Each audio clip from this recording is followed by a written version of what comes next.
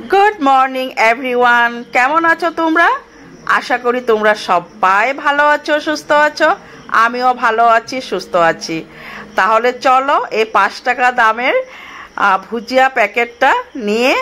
আর তার সাথে মুড়ি আর এইভাবে না চটপটি দিয়ে চা খেতে কিন্তু সকালবেলা আমার ভীষণ ভালো লাগে আর চা খেয়ে চলে আসলাম আমার বেডরুম পরিষ্কার করার জন্য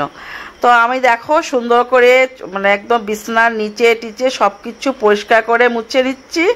আর এদিকে গান চালিয়ে নিয়েছি আর এইভাবে না গান চালিয়ে কাজ করতে কিন্তু ভীষণ ভালো লাগে তাই না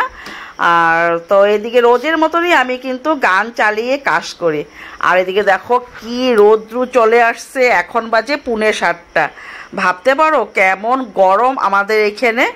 তো ভীষণ রৌদ্র আর অনেক গরম সেজন্য না আমি আজকে স্নান করার আগেই তো ভাবলাম কয়েকটা সবজি টবজি আছে সেগুলা কেটে নেই কারণ স্নান করার পরে না ভীষণ গরম লাগে আর এদিকে চালতা কেটে নিয়েছি চালতার ঝাল টক বানাবো আর কচু নিয়ে আসলো তোমার দাদা ভাই তো কচুর বাটা করে নেব আর কচুর বড়া করে নেব আর জানো তো বন্ধুরা আজকে কিন্তু সবকিছু কচুর আইটেমে হবে তো কচুর আইটেম কি কি বানাই তোমাদেরকে সবটাই বলবো আর এই নিয়ে আসছে গাঠি কচু তো গাঠি কচু বানাবো মাছ ছাড়াই যে গাঠি কচু কিভাবে খাওয়া যায় মানে রান্নাটা মাছের মতনই হয় আর খেতেও কিন্তু মাছের টেস্টটা হয় মাছ না দিলেও মনে হয় মাছ দিয়ে বানিয়েছি তো কেমন করে বানিয়েছি সবটাই তোমাদের কাছে শেয়ার করে নেব আর একটু সিটি ফালিয়ে নিলাম মানে একটু মানে সিটি মানে ফালাবো না একটু ইসে করলে আমি অফ করে দেব আর এদিকে সিটি ফালানো হয়েও গিয়েছে তো চলে আসলাম আমি শিবমের রুমটা মুছার জন্য তো ও ঘুমের থেকে উঠেছে ওর বিছনা ওঠানো হয়নি তো ওকে বললাম তুই বিছনা উঠিয়ে নে আর আমি ঘরটা মুছে নিই আর আজকে যেহেতু বৃহস্পতিবার তো তাই চলে আসলাম ঠাকুরের পূজা দেওয়ার জন্য ঠাকুরের স্নানের জল রেডি করে নিলাম আর এদিকে ফুল দুব্ব তুলসী পাতা বেলপাতা সব টুকিয়ে নিয়েছি আর আজকে জানো তো আম পাতা পারতে পারি চলো বন্ধুরা অনেকক্ষণ রেস্ট করলাম পূজা দিলাম আর পূজা দিয়ে মাত্র উঠেছি আর এদিকে দেখো বৃষ্টি চলে আসছে যাই হোক ভাগ্যিস আমি স্নান করে ফুল টুল টুকিয়ে পূজাটা দিয়ে নিতে পেরেছি নাহলে আজকে পুরো আবারও ভিজে যেতাম আচ্ছা যাই হোক চলো রান্নাবাড়া করে নিই আর রান্নাবাড়া তো সব রেডি করে রেখেছিলাম ভীষণ গরম সেই জন্য তো সব রেডি করাই রয়েছে এখন খালি আমি ভাতটা রান্না করব আর যা যা রয়েছে সবটাই তোমাদের কাছে শেয়ার করব তো দেখতে থাকো আশা করি তোমাদের খুব খুব খুব ভালো লাগবে স্কিপ করো না বন্ধুরা স্কিপ করলে কিন্তু ভালো লাগে না অনেকে দেখি স্কিপ করে ভিডিও দেখে কিন্তু আমি কিন্তু এরকম করি না তোমাদের সবার ভিডিও পুরাটাই দেখি কারণ গনা বাছায় কয়েকটি সাবস্ক্রাইবার রয়েছে আমার তাই না তোমরা তো মানে আমি ভিডিও যখনই বসি তোমাদের এত কষ্ট দেখি তোমরা এত সুন্দর করে ভিডিও করো এত আমি জানি ভিডিও করাটা কিন্তু অনেক কষ্ট তাই না বন্ধুরা ক্যামেরা ফিটিং করা এদিকে গরম এদিকে নিয়ে যাও ক্যামেরা ওইদিকে নিয়ে যাও মানে ভীষণ অসুবিধা হয় আর তো সেই জন্য আমি কি করি সবার ভিডিও মানে সম্পূর্ণ দেখি আর ভালোও লাগে তোমাদের ভিডিও দেখতে আর তোমাদের ভিডিও থেকে কিন্তু আমি অনেক কিছু শিখতে পারি তাই না তাহলে চলো রান্নাটা করে নিই তারপর আবার আসছি তোমাদের পাশে তো কচু বাটা করব তো কচুগুলা ভালো করে আমি কুড়িয়ে নিয়েছি আর দেখো সুন্দর করে কুড়িয়ে নিয়েছি আর এখন আমি আর চালতাটা বলছিলাম না চালতাটা বানাবো চালতাটা অ্যাকচুয়ালি কি বলো তো জুস টাইপের হয় আর কি আর এটা খেলে না ভীষণ ভালো আমাদের সর্দি বা কফ থাকলে না ওগুলা বের হয়ে যায় আর একটু জুস টাইপের হয় তো এই রান্নাটা না অ্যাকচুয়ালি কি জানো তো আমি শ্বশুরবাড়ি থেকে শিখেছি আমাদের বাপের বাড়িতে এসব মানে কখনো খেতো না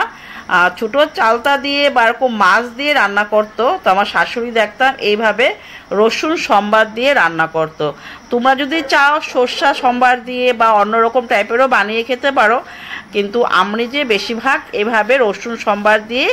বানাই আর খেতে না ভীষণ ভালো লাগে আর এদিকে দেখো পেঁয়াজ কেটে নিয়েছি তার সাথে কাঁচা লঙ্কা 2টা ফেলে নিয়েছি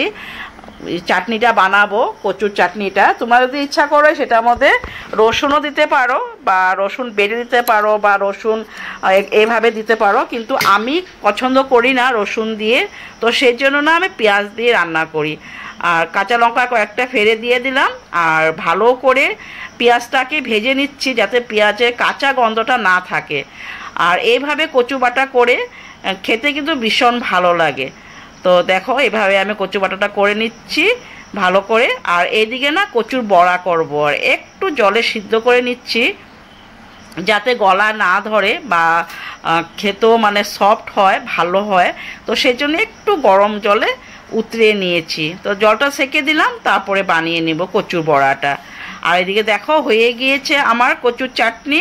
আর একটু উপরে নামানোর সময় নুন দিয়ে নিয়েছি আর একটু কাঁচা তেল দিয়ে নিয়েছি। তো আমার হয়ে গিয়েছে কচু বাটা। এখন রান্না করে নিচ্ছি টিকলি কচু।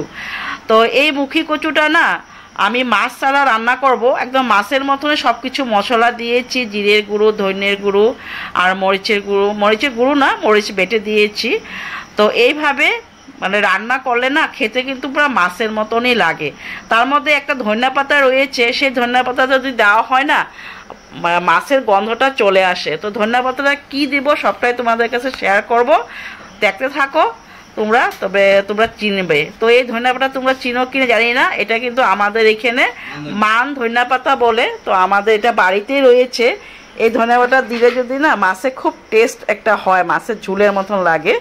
তো সেটা কেটে আমি দিয়ে দেব। আর এটা না হলদি লবণ দিয়ে মেখে রেখে দিয়েছি, এখন খাবো না, শিবম আসুক, শিবম আসলে আমি গরম গরম বানিয়ে নেব।